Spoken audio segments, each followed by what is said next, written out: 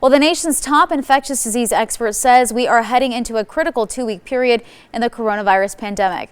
Dr. Anthony Fauci says there is a disturbing surge in COVID-19 infections. ABC's Rena Roy reports the number of confirmed cases in the U.S. is closing in on 2.5 million.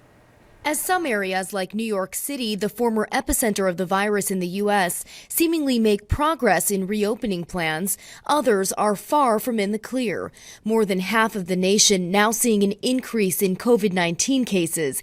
Dr. Anthony Fauci warning we are still in the first wave and community spread is climbing. The next couple of weeks are going to be critical in our ability to address those surgings that we're seeing in Florida, in Texas, in Arizona, and in other states. Recent models show Florida could be the next epicenter as the state hits record daily highs. Long lines of people waiting to get tested for the virus in Miami Gardens. The governor acknowledging the recent surge points to an escalation in transmission over the last week or so, now cracking down on bars defying rules. If you go in and it's just like mayhem, like Dance Party USA, and it's packed to the rafters, no tolerance for that. Just suspend the license. Texas setting its own grim records, reporting nearly 5,500 cases in one day. We have seen hospitalizations triple across the board. We are able to care for the patients who are coming to us, but of course we're concerned with the trend lines we're seeing. In Washington State's Yakima County,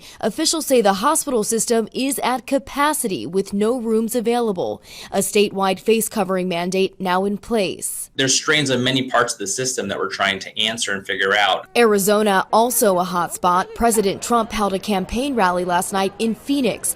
Thousands attending, many without masks. Health experts calling it a potential super spreader event.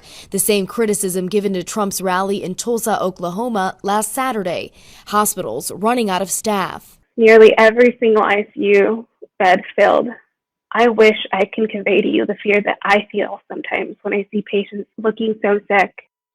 Meantime, the European Union is considering banning all non-essential travel from any countries that have a worse infection rate than Europe beginning July 1st. Right now, that ban would include the U.S. Rena Roy, ABC News, New York.